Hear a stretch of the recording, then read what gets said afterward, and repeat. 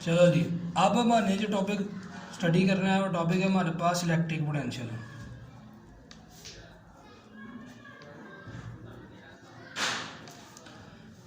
Electric potential basically इसको study करने से पहले थोड़ा सा आपको देखना पड़ेगा कि कुछ चीज़ों को बाय मीन थोड़ा सा समझना है। पोटेंशियल का मतलब होता है एनर्जी। क्या मतलब होता है? एनर्जी। अब यहाँ पे देखिएगा कि मेरे पास दो प्लेट्स हैं। ये पॉजिटिव चार्ज की प्लेट है, ये किसकी? नेगेटिव की। अब इलेक्ट्रिक फील्ड जो है मेरे पास वो इस डायरेक्शन में है, ठीक है।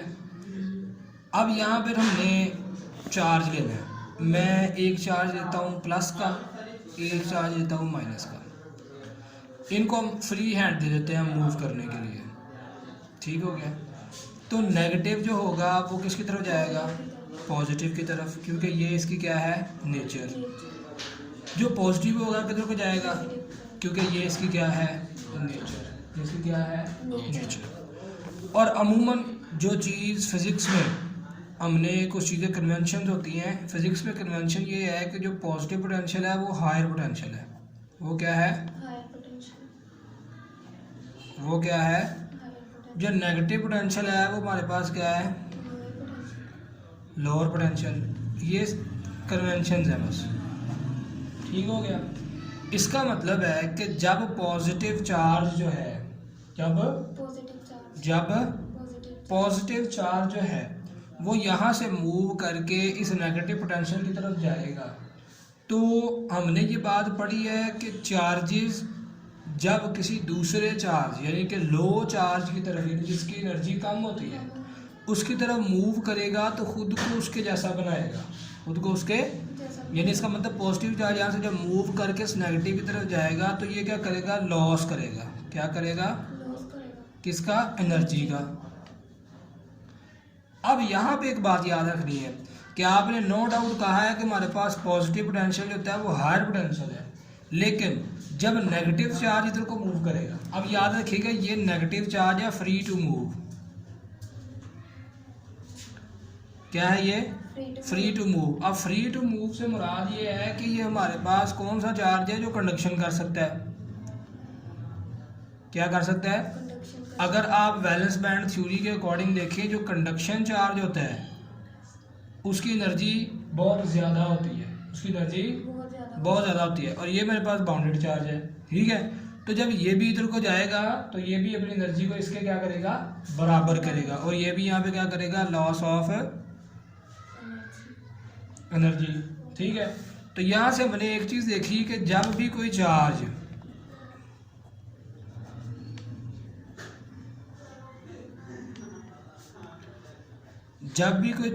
मूव करता है according to its nature, according to its nature, ठीक है, यानी विदाउट एक्सटर्नल फोर्स, तब वो क्या करता है? एनर्जी को क्या करता है? लॉस करता है। रिलीज करता है या लॉस करता है? रिलीज करता है या लॉस करता है, समझ में आया? तो फिर उस एनर्जी को हम क्या बोलते हैं जी? Kinetic energy. क्या बोलते हैं इसको हम? क्या बोलते हैं उसको हम? Kinetic energy. अब क्या होगा कि अगर हम इस पॉजिटिव प्लेट पर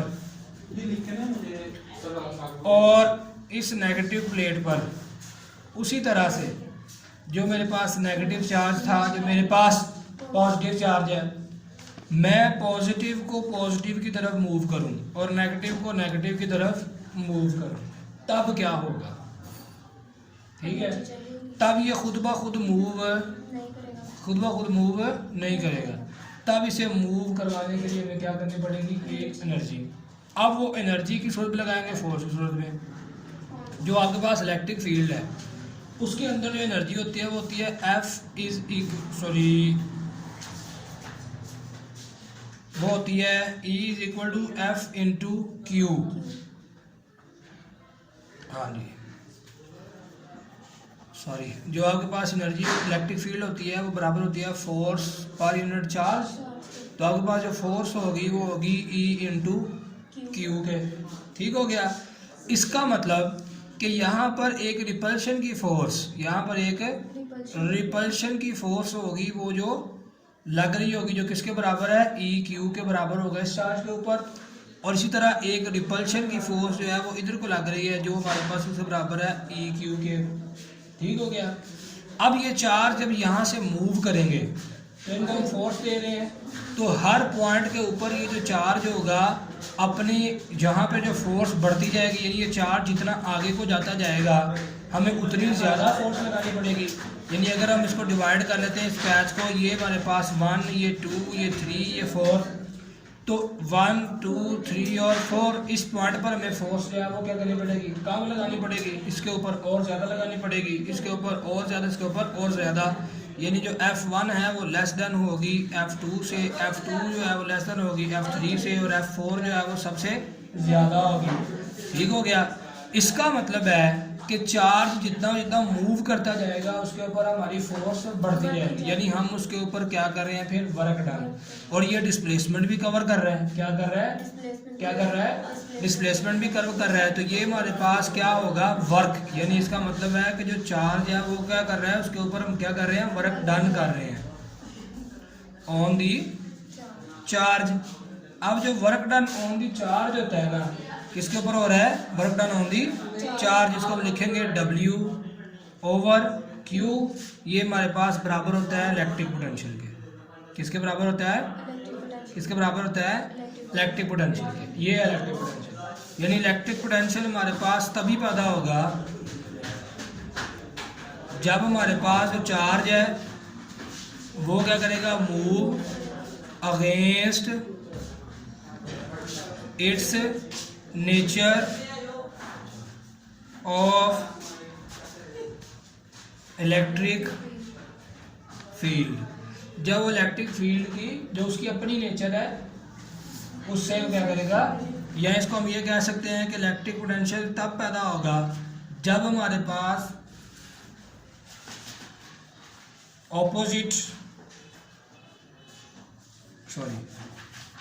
सिमिलर चार्जेस जो हैं वो एक दूसरे की तरफ मूव करेंगे, अट्रैक्ट नहीं करेंगे, मूव करेंगे। जब उन्हें मूव करवाएंगे, सिमिलर चार्जेस कभी भी अट्रैक्ट नहीं करते। ठीक हो गया।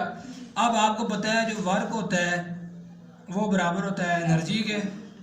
किसके बराबर होता है, एनर्जी के। अब अगर हम यहाँ पे दो पॉइंट ले लेते हैं, इसको मैं पॉइंट लेता हूँ V1, इसको मैं पॉइंट लेता हूँ V2, या इसको पॉइंट ले लें VA, इसको पॉइंट ले लें VB। ठीक है। तो हमारे पास इस पॉइंट के ऊपर जो वर्क डन होगा वो चेंज होगा, इस पॉइंट के ऊपर जो वर्क डन होगा वो भी चेंज होगा। यानी हम कह सकते हैं कि हमारे पास चेंज इन इलेक्ट्रिक पोटेंशियल है बराबर होगा change in electric potential energy per unit charge. यानी इसको लिख सकते हैं VB minus VA is equal to UB minus UA over Q। बात समझ में आ गई कि नहीं आ गई, क्लियर है। और अगर हम यहाँ पर किसी यानी एक जो A वाला पॉइंट है इसको हम इनफाइनाइट कर देते हैं, तो हमारे पास एक चार्ज के ऊपर जो इलेक्ट्रिक पोटेंशियल है यानी एक पॉइंट के ऊपर, ठीक है, वो बाद में हम डिस्कस करेंगे। जो हमारे पास बन जाता है V is equal to U over Q या W ओवर Q। अब इसके यूनिट की बात करते हैं, तो इसका यूनिट जो है हमारे पास वो जो हमारे पास होता है 1 वोल्ट। क्या होता है जी, 1, जो कि बराबर होता है 1 जूल पर 1 कूलम। 1 जूल पर 1, यानी 1 वोल्ट तब होगा जब कोई चार्ज कौन सा, जिसका 1 कूलम चार्ज हो 1 जूल वर्क डन की वजह से मूव करेगा। ठीक हो गया। तो हमारे पास क्या होगा, 1 वोल्ट होगा। ठीक हो गया। इलेक्ट्रिक पोटेंशियल समझ आ गया ना आपको सारा कुछ। तो ये बात याद रखनी है कि इलेक्ट्रिक पोटेंशियल हमेशा पैदा ही तब होता है जब बॉडी फील्ड के मुखालिफ मूव करती है, अपनी नेचुरल फील्ड के मुखालिफ। ठीक है, जैसे नेगेटिव की पॉजिटिव को अट्रैक्ट करता है, पॉजिटिव नेगेटिव को अट्रैक्ट करता है, तो ये सारी चीज़ों को मद्देनजर रखते हुए इलेक्ट्रिक पोटेंशियल को फाइंड करेंगे। ठीक हो गया जी, चलो ठीक है जी।